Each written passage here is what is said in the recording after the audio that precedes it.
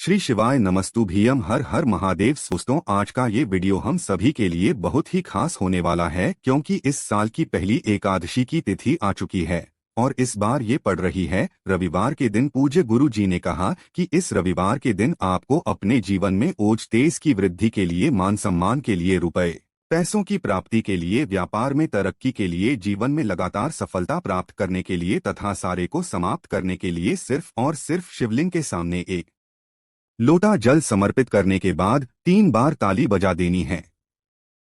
गुरु जी कहते हैं कि जो भी व्यक्ति एकादशी के दिन 3 बार ताली बजा देता है, उसकी बड़ी से बड़ी मनोकामना महादेव की कृपा से बहुत ही जल्द परिपूर्ण हो जाती है।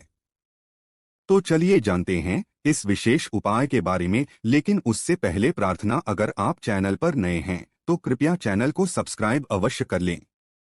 देखिए, इस वीडियो में हम लोग पूज्य गुरु जी द्वारा गए कुछ बहुत ही अचूक उपायों के बारे में जानेंगे। लेकिन ये 3 बार ताली बजाने वाला उपाय आप सभी के लिए बिल्कुल नया होने वाला है और ये बहुत ही छोटा उपाय है। ये उपाय बताते समय पूज्य गुरु जी ने स्वयं अपनी व्यासपीठ से ये बात कही थी कि अगर आपको 100 तीर्थों के दर्शन का पुण्य एक साथ प्राप्त करना हो तो आप किसी भी एकादशी की तिथि में शिवलिंग के सामने ये उपाय करके 3 बार ताली बजा दीजिएगा, तो आपको 100 तीर्थ दर्शन के बराबर जो पुण्य प्राप्त होता है वही सिर्फ इस एक उपाय से प्राप्त हो जाएगा।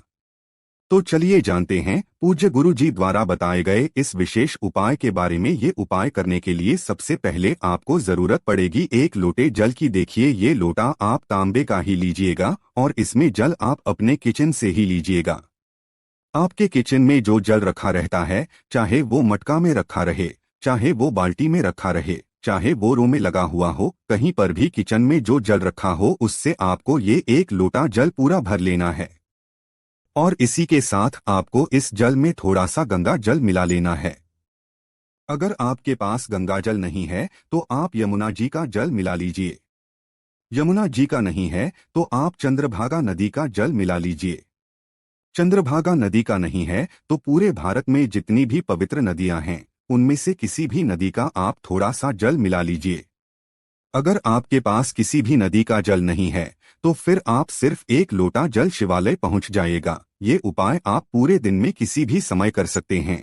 रविवार के दिन एकादशी की तिथि पड़ रही है तो आप सुबह से लेकर शाम तक किसी भी समय शिवालय जाकर इस उपाय को कर सकते हैं। देखिए, एकादशी की तिथि भगवान नारायण को समर्पित होती है, इसलिए अगर हम लोग एकादशी की तिथि में शिवलिंग के सामने कोई उपाय करते हैं तो इससे हमें महादेव की कृपा तो प्राप्त होती ही है और साथ ही साथ भगवान नारायण की भी कृपा प्राप्त होती है। इसलिए आप लोग इस उपाय को बहुत ही ध्यान से समझिएगा। देखिए, आप ये जल लेकर शिवालय पहुंच गए। शिवालय पहुंचने के बाद आप दक्षिण दिशा में बैठ जाइए और उत्तर दिशा की तरफ अपना फेस कर लीजिए। लेकिन इसी के साथ पूज्य गुरु जी अपने शिव महापुराण की कथा में ये बात भी कई बार बता चुके हैं कि अगर शिवालय में भीड़ है तो फिर ऐसी स्थिति में आप किसी भी दिशा में बैठकर शिवलिंग की पूजा प्रार्थना कर सकते हैं। अब देखिए, आप जो एक लोटा जल लेकर आए हैं उसको धीरे धीरे शिवलिंग के ऊपर समर्पित करते और लगातार शिव महापुराण के मूल मंत्र या फिर ओम नमः शिवाय, इन दोनों में से किसी भी एक मंत्र का स्मरण करते जाइए। पूज्य गुरुजी ने कहा कि जल आपको बिल्कुल धीरे धीरे समर्पित करना है और जल समर्पित करते हुए इन दोनों मंत्रों में से किसी भी एक मंत्र का कम से कम 11 बार स्मरण कर लीजिएगा। फिर उसके बाद आपको 3 बार ताली बजा देनी है। देखिए, शिवलिंग के सामने हम लोग जब भी जाएं तो हमें 3 बार ताली जरूर बजानी है, लेकिन इस एकादशी में आपको 3 बार ताली बजाकर स्वधा स्वाधा स्वाधा 3 बार बोल देना है। कौन से मंत्र का स्मरण करना है? स्वाधा स्वधा सधा।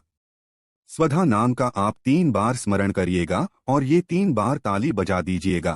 फिर उसके बाद वहीं शिवलिंग के सामने बैठे बैठे आपको अपनी मनोकामना बोल देनी है। महादेव से आप प्रार्थना कर सकते हैं कि आपके जीवन में रुपए पैसों से संबंधित बहुत बड़ी समस्या चल रही है, धन प्राप्त हो नहीं पा रहा है, व्यापार में सफलता नहीं मिल पा रही है, नौकरी के लिए बहुत मेहनत करते हैं, बहुत प्रयास करते हैं लेकिन हर बार असफल हो जाते हैं, घर में लड़ाई झगड़ा बहुत होता है, किसी भी प्रकार की मनोकामना है तो उस मनोकामना को पूर्ण करने की महादेव से प्रार्थना कर लीजिए और फिर वापस अपने घर आ जाइए। पूज्य गुरु जी ने कहा कि एकादशी की तिथि में स्वधा नाम के द्वारा किया गया ये उपाय आपकी बड़ी से बड़ी मनोकामना को परिपूर्ण तो करेगा ही और साथ ही 100 तीर्थों के दर्शन के बराबर आपको पुण्य भी प्राप्त करवाएगा। इसलिए इस विशेष उपाय को आप इस साल की पहली एकादशी में जरूर करिएगा। अब जानते हैं गुरुजी द्वारा बताए गए दूसरे खास उपाय के बारे में। इस उपाय के लिए आपको 2 दीपक ले लेना है। दीपक आप चाहें तो मिट्टी के ले सकते हैं या फिर अपने घर पर शुद्ध आटा मारकर उसका भी दीपक तैयार कर सकते हैं। दोनों ही दीपक में आपको शुद्ध घी का इस्तेमाल करना है और साथ साथ दोनों दीपक में आप गोलुई की भक्ति का प्रयोग करेंगे। देखिए ये उपाय भी आपकी मनोकामना को परिपूर्ण करने के लिए है और ये उपाय भगवान नारायण के लिए भी है तथा महादेव के लिए भी है। एकादशी की तिथि में हरि और हर को प्रसन्न करने के लिए यानी भगवान नारायण और महादेव को प्रसन्न करने के लिए ये उपाय सर्वश्रेष्ठ है। इस उपाय को आप शाम को सूर्यास्त के बाद करिएगा। जब सूर्यास्त हो जाए तो उसके बाद किस समय आप इस उपाय को कर सकते हैं।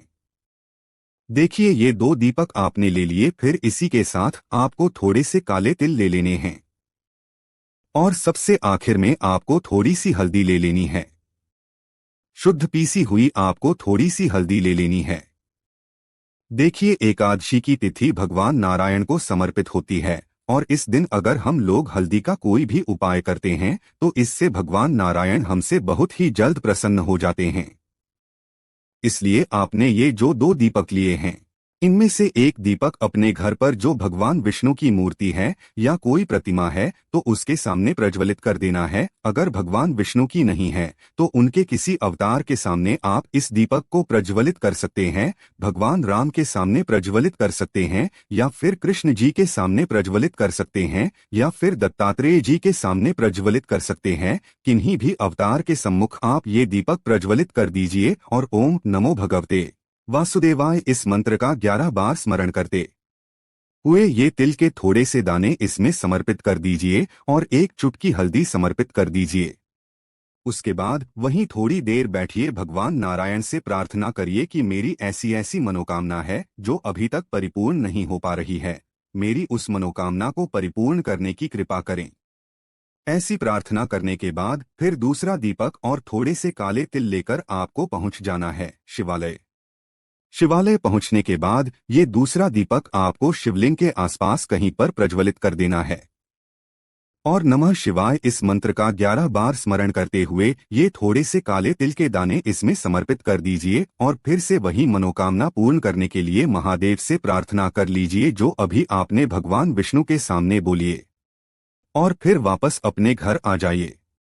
पूज्य गुरु जी कहते हैं कि एकादशी की तिथि में हरि और हर को प्रसन्न करने के लिए तथा उनसे अपनी मनोकामना को पूर्ण कराने के लिए इससे सर्वश्रेष्ठ उपाय कोई भी नहीं हो सकता है, क्योंकि काले तिल भगवान विष्णु के पसीने से उत्पन्न हुए हैं। इसलिए काले तिल के दानों से किया गया कोई भी उपाय आपकी मनोकामना को बहुत ही जल्द परिपूर्ण करा देता है। अब जानते हैं गुरु जी द्वारा बताए गए सबसे आखिरी उपाय के बारे में। ये उपाय उन लोगों को करना है जिनके जीवन में मान सम्मान की कमी है, जिनके जीवन में तेज की कमी है, जो लोग अपना इंटरव्यू देने जाते हैं लेकिन फेल हो जाते हैं, नौकरी की एग्जाम देते हैं, परीक्षा देते हैं लेकिन उसमें फेल हो, तो ऐसे लोगों को ये विशेष उपाय कर लेना चाहिए।